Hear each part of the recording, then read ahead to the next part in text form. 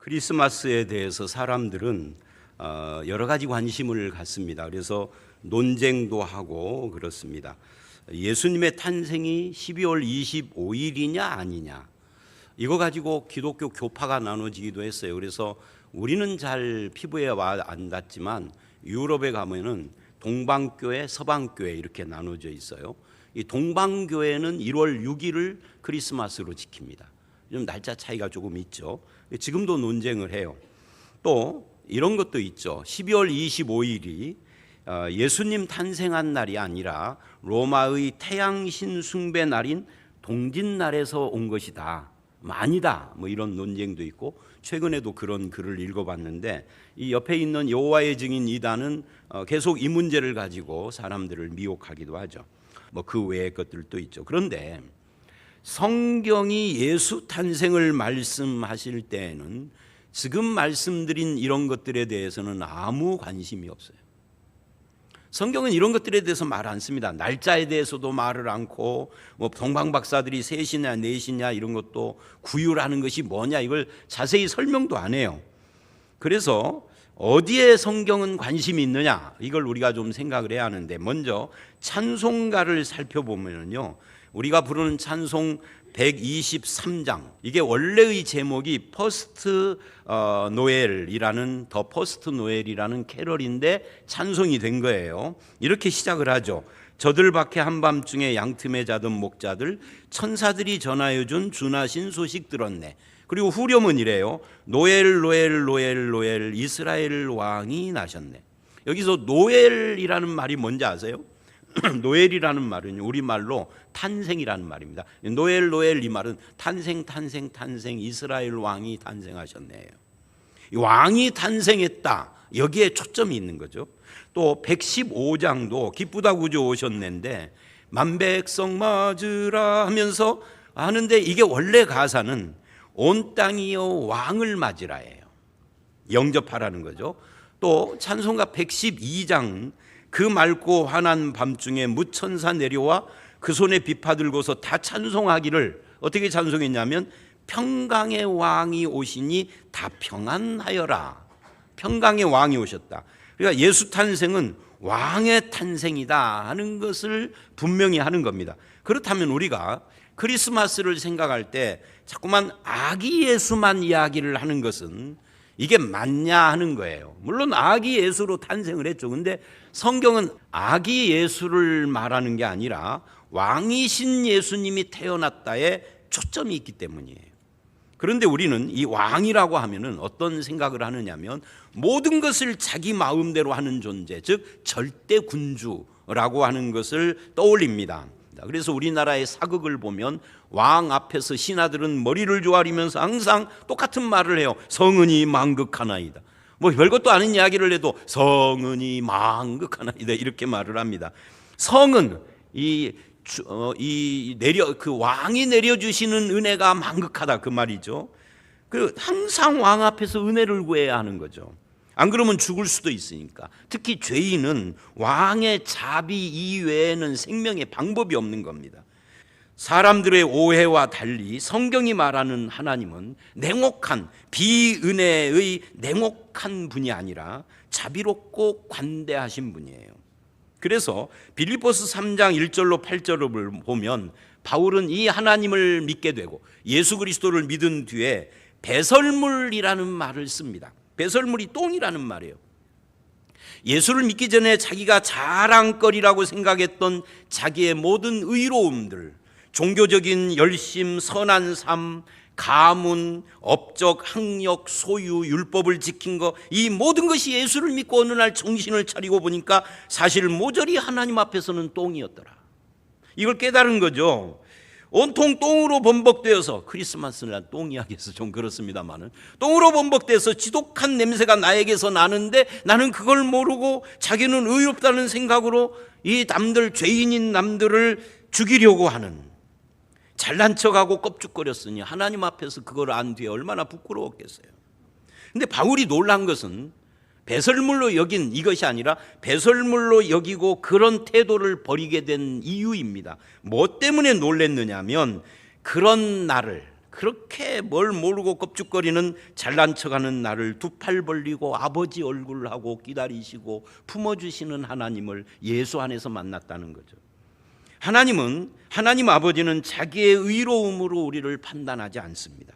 사도 바울은 그것을 은혜라고 불렀어요. 그래서 빌립보서 4장 23절에 빌립보서의 결론이 뭐예요? 주 예수의 은혜가 너희 심령에 있을지어다예요. 그래서 바울은 다른 사람들을, 하나님이 자기에게 그런 것처럼 다른 사람들을 자기의 의로움으로 바라보지 않기로 결심을 한 겁니다. 왜요? 하나님의 은혜가 나를 설득했기 때문입니다. 그것이 오늘 말씀에서는 하나님이 요셉을 설득하신 것으로 나타났어요. 이 요셉을 설득하신 하나님이 그 다음에 선언을 합니다. 두 가지 선언을 하는데 첫 번째 선언이 21절이에요. 한번 읽어봅니다. 시작. 아들을 낳으리니 이름을 예수라 하라. 이는 그가 자기 백성을 그들의 죄에서 구원할 자이심이라 하니라. 만약 요셉이 자기의 의로움으로 마리아를 정죄했다면 예수가 탄생할 수 없는데, 요셉이 하나님이 설득하시는 은혜에 순종함으로 예수님이 태어났는데, 이 태어난 예수가 누구냐 하는 거예요. 그분은 자기 백성을 죄에서 구원하실 자이다. 이렇게 은혜는 죄사함의 구원을 가지고 오고 생명을 살리는 하나님의 역사로 나타나는 겁니다. 이게 기독교 신앙입니다. 성탄절은 예수님이 이것을 하려고 이 땅에 오신 겁니다. 그래서 21절이 선언을 하는 거예요. 자기 백성을 죄 가운데서 구원하려고 오신 것이 성탄이다. 그리고 기독교는 그걸 믿는 겁니다. 이 성탄의 은혜를 믿고 누리는 저와 여러분이 되시기를 주의 이름으로 축원합니다. 이 성탄의 은혜, 즉 구속의 은혜를 근거로 해서 우리에게 주시는 성탄의 또 하나의 축복이 있습니다. 먼저 이걸 말하기 전에 제가 이 메리 크리스마스라는 시를 읽어보도록 하겠습니다. 이거는 유명한 박목월 시인의 시예요. 저는 이 박목월의 시를 읽을 때마다 어떤 시도 하나도 안 좋은 게 없더라고요. 정말 표현이 그래요. 한번 읽어볼게요. 크리스마스 카드에 눈이 왔다. 유리창을 동그랗게 문질러 놓고 오누이가 기다린다. 산타클로스 할아버지를. 네 개의 새파란 눈동자, 네 개의 새파란 눈동자. 참말로 눈이 왔다.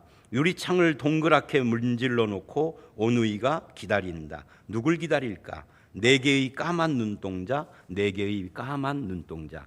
그런 날에 외딴집 굴뚝에는 감실감실 금빛 연기, 감실감실 보랏빛 연기.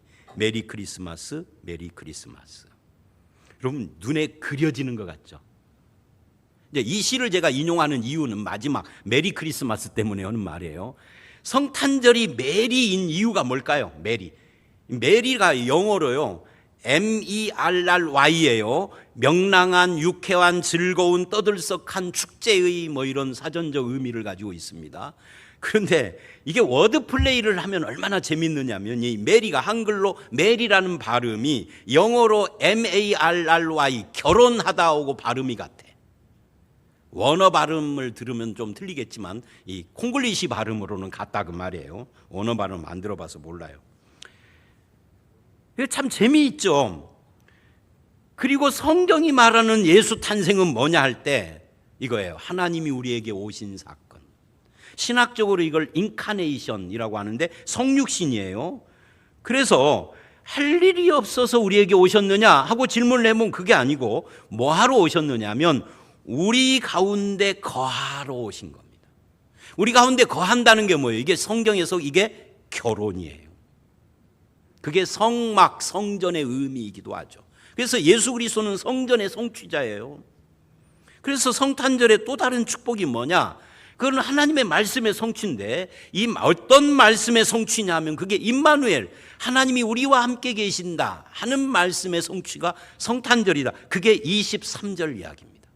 22절부터 한번 읽어봅니다. 시작. 이 모든 일이 된 것은 주께서 선지자로 하신 말씀을 이루려 하심이니 이르시되 보라 처녀가 잉태하여 아들을 낳을 것이요 그 이름은 임마누엘이라 하리라 하셨으니 이를 번역한즉 하나님이 우리와 함께 계시다 함이라. 이 말씀은요 말씀을 이루려 하심이다 그랬는데 인용된 겁니다. 이사야 7장에서 7장 14절에서 인용한 말씀이에요. 이 말씀의 배경은 이런 거예요. 이스라엘의 왕인 베가와 수리아의 왕인 르신이라는 사람이 연합을 해서 남쪽 유다를 침공했을 때 유다의 왕이 아하스였어요. 그래서 하나님께서 아하스에게 이사야 선지자를 보내서 이렇게 말을 해요. 너는 내 하나님 여호와께 징조를 구하라. 이렇게 말을 합니다. 그런데요, 아하스는 그걸 거절해요. 나는 하나님께 구하지 않겠습니다. 왜? 나는 아수르 왕에게 구원을 요청을 해놨기 때문에 하나님 필요 없습니다. 그럼 우리 같으면 그래? 너 잘났구나. 한번 당해봐라. 그럴 텐데 하나님이 그 말을 듣고 이렇게 말을 해요. 하나님께서 주께서 친히 징조로 너희에게 주실 것이다. 보라, 처녀가 잉태하여 아들을 낳으리니 그 이름을 임마누엘이라 하리라. 이게 그래서 나오는 것. 여기서 우리가 주목해야 할 것은 임마누엘이 아니라 주께서 친히라는 말이에요. 이사야 7장에 나오는 이야기입니다. 보통 이런 경우에 그래 네가 구하라는 내 말을 거절했어? 그러면 한번 당해봐 라고 해야 하는데 하나님은 이렇게 말을 해요. 구하지 않겠다고 그러니까. 그러면 네가 구하지 않으면, 네가 나에게 구하지 않으면 내가 친히 징조를 주지 뭐. 이게 하나님입니다. 아까 오세아가 말하자면 이 임마누엘, 하나님이 함께 하심이 주어진 원래의 상황이 아까 죄사함 이야기할 때 나온 것처럼 은혜였다는 이야기를 지금 하는 겁니다. 하나님이 늘 나와 함께 하신다. 어디에서 어떻게 그것이 확인됩니까? 은혜가 나타나는 곳에서. 아하스는 하나님이 구하라는 말씀을 거부했지만 하나님은 그래도 임마누엘을 약속하시는, 그러므로 나를 조건 없이 사랑해 주시는 하나님의 은혜를 아는 마음에 하나님이 함께 하시는 임마누엘, 이게 크리스마스 성탄의 두 번째 의미인 겁니다. 근데 첫 번째 의미의 죄사함과 이 임마누엘은 연결되는 개념이에요. 자, 어떻게 연결되는지를 우리 한번 추적을 해보십시다. 여러분, 복음서에, 사복음서에 임마누엘이라는 말을 쓰는 사람은 딱 하나, 마태밖에 없습니다. 누가나 요한이나 마가는 임마누엘이라는 말을 안 써요. 물론 그 대신에 다른 표현을 하죠. 다른, 요한은 영생을 이야기하고 그런 이야기를 하죠. 근데 왜 마태는 예수님이 함께 하시는 이 임마누엘 하나님을 이야기를 하는가? 이유는 딱 하나예요. 나 같은 것과 임마누엘로 동거하시는 주님이 너무, 그 주님이 나와 함께 하심이 너무 감사하기 때문이에요. 그러면 왜 마가는, 누가는, 요한은 감사하지 않다는 말인가? 아니죠. 그들도 감사하지만 이 마태가 더 감사한 겁니다. 왜요? 마가, 요한 이런 사람들은 평범한 삶을 살았던 서민들입니다. 누가는 의사 출신이고요. 물론 지금의 의사하고는 격이 틀리지만, 근데 이 마태는 누구냐면 세리 출신이에요. 세무서 직원인데, 오늘날 세무서 직원은 동경하는 직업이죠. 공무원이니까. 그러나 그 당시에는 로마라는 권력의 아부에서 민족을 팔아먹은 매국노 집단이에요. 그래서 이 사람들은요, 친구가 없어요. 돈 때문에 하나님의 말씀을 버리고 동족을 팔아먹은 이기주의자요, 매국노요, 속물이요. 그래서 이 세리들에게는 친구가 없기 때문에 누가 친구였느냐면 술집 작부들만 친구였습니다. 술집 작부들, 즉 창녀 빼놓고는 친구가 한 사람도 없는 겁니다. 왜? 다 조롱하고 다 멸시하기 때문에. 로마를 무서워해서 해코지는 못하지만 멸시하고 조롱하고 가까이를 안 해. 그런데 어느 날 그런 그 자기 인생의 이 신세를 한탄하면서 매일 퇴근만 하면 술퍼 마시고 술집 가서 그렇게 살면서 자학을 하고 그랬는데, 어느 날 예수님이 세무서 직원으로 앉아있는 그 자리에 찾아오셔서 나를 따르라 그런 거예요. 아무도 봐주지 않는데 냄새나는 나를 품어주시고 사랑해주신, 그래서 이 세리 마태, 매국노 마태가 성 마태로 거듭나게 된 겁니다. 이게 은혜 아닙니까? 그러니까 하나님이 우리와 함께 한다라는 것이 얼마나 큰 영광이고 감사하고 큰 은혜인지 이 세리 마태는 누구보다도 더 절실하게 깨달은 거예요. 그런 의미에서 임마누엘은요, 23절의 임마누엘은 21절의 죄사함의 근거 위에서만, 이 죄사함의 은혜 위에서만 임마누엘이 가능한 겁니다. 예를 들어 볼까요? 요한복음 1장은 하나님을, 예수님을 생명의 빛이라고 합니다. 빛이 어두움에 비쳤는데 어두움이 깨닫지 못한다 그래요. 근데 요한 1서, 요즘 우리가 묵상하고 있는 요한 1서 1장을 보면 1절로 4절에 하나님은 빛이다 라고 하면서 무슨 말을 하느냐면 5절 이하를 보면 이 빛이신 하나님은 어두움이 조금도 없다. 어두움이라는 게 죄예요. 그러니 우리가 빛이신 하나님과 사귐이 있으려면 나도 어두움, 죄가 없어야 된다. 그럼 죄가 없으려면 어떻게 해야 되느냐? 자백을 하고 죄사함을 받아야 된다. 이렇게 나가는 것이 요한 1서 1장이에요. 그러니까 죄사함의 근거 위에 하나님과의 사귐이 얹어지는 것처럼 마태복음도 21절에 죄사함을 이야기하고 그 위에 23절에 임마누엘이 나오는 것이 이게 정상적인 순서다 그 말이에요. 그래서 누가복음 15장 24절을 보면 그 하나님은 누구냐면 자기 재산을 다 탕진하고 나가버린 탕자조차도 돌아오니까 끌어안고 이렇게 말을 해요. 이 내 아들은 죽었다가 다시 살아났으며 내가 잃었다가 다시 얻었노라. 그런 아버지, 이게 하나님이신 거죠. 크리스마스 성탄절은 그런 하나님을 나의 아버지라고 부를 수 있는 은혜의 시작이고 그 하나님과 함께 동거하는 임마누엘의 출발점인 겁니다. 그래서 헨리 나우에는 이렇게 말을 했어요. 하나님은 기뻐하십니다. 세상의 문제들이 해결되었기 때문도 아니고 인간의 아픔과 고난이 다 끝났기 때문도 아니고 수많은 영혼이 이미 회심하여 당신의 선하심을 찬양하고 있기 때문도 아닙니다. 하나님은 잃어버린 자녀 하나를 찾으신 것으로 기뻐하십니다. 이게 성탄의 기쁨인 거죠. 만일 누가 저에게 당신 인생의 가장 중요한 신분이 무엇입니까? 라고 묻는다면 저는 뭐라고 대답할까요? 목사입니다 라고 대답하기 이전에 나는 예수님 안에서 하나님의 기뻐하심을 받은 사람이라는 것이 가장 자랑스럽습니다 라고 할 것입니다. 어떻게 하나님이 나 같은 사람을 사랑할 수 있었을까? 이것을 생각하면 감사로 충만해지고 평생 임마누엘 하나님 나와 함께 하시는 분과 동행하는 것을 기쁨으로 여길 겁니다. 그 외의 것들은 다 보너스들이에요. 내 자식이 잘 나가면 그건 보너스고, 보너스는 주면은 감사하고 안 줘도 뭐 땡큐잖아요. 월급은 주었으니까. 보너스 안 준다고 퇴직하는 사람이 있나요? 성탄을 맞는 성도의 모습이 뭐냐? 바로 임마누엘, 신랑을 맞는 신부 같은 마음. 그렇게 하면 인생 보는 눈이 달라지는 거죠.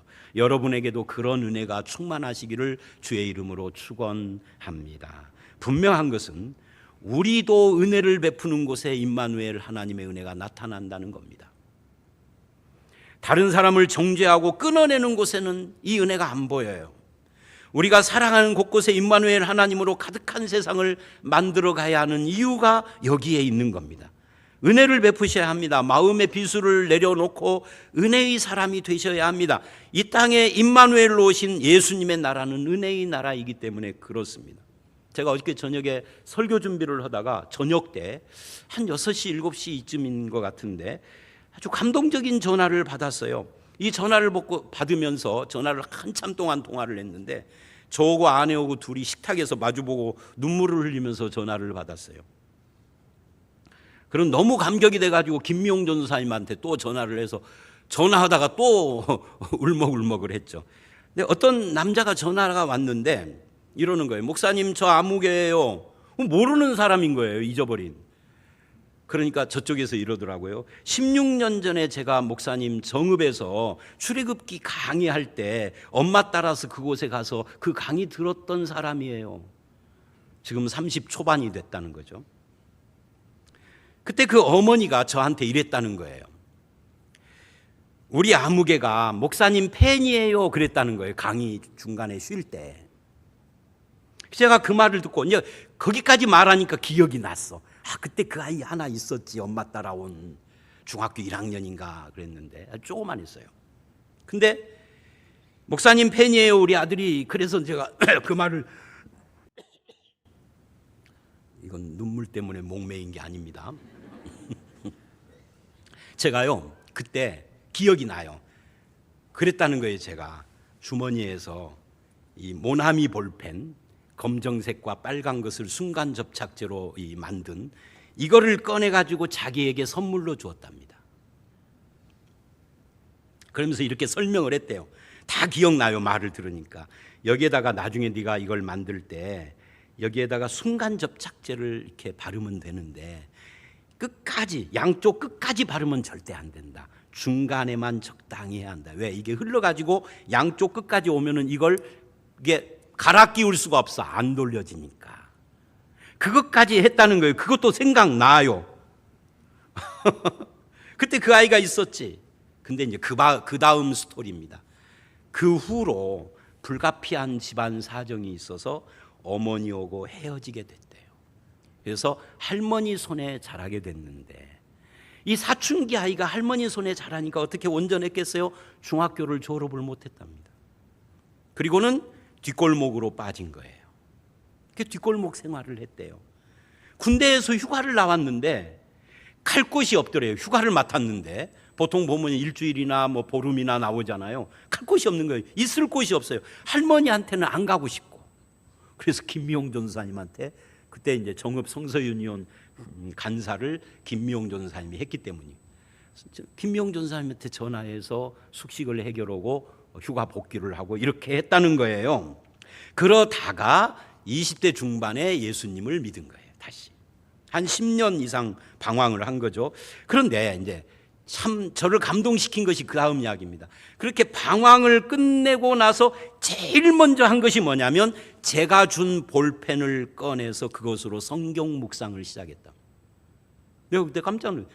그럼 내가 준 볼펜을 10년 넘도록 안 버리고 갖고 있었다는 이야기잖아요. 이게 뭐라고? 이거 값으로 치면 여러분 뭐 얼마나 되겠어요? 이거 뭐 한 1,000원 내려는가?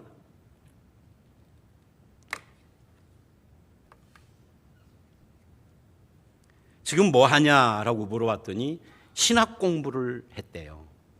신학 공부도 목사님이 주신 그 볼펜 가지고 했어요.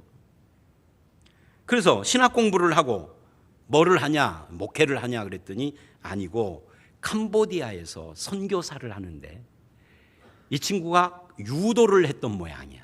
캄보디아에서 유도 감독을 하면서 선교사를 겸하는데 사진과 동영상을 보내줘서 봤더니 캄보디아 국가대표, 유도 국가대표를 많이 양산해냈어.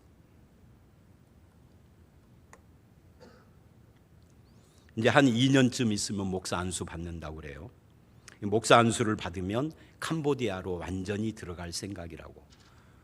지금은 순회 선교사처럼 들어갔다 나왔다 그 아이들 가르칠 때 들어가고 이렇게 하는데 그렇다고. 그러면서 이런 말을 합니다. 아직도 목사님 그 볼펜 갖고 있어요.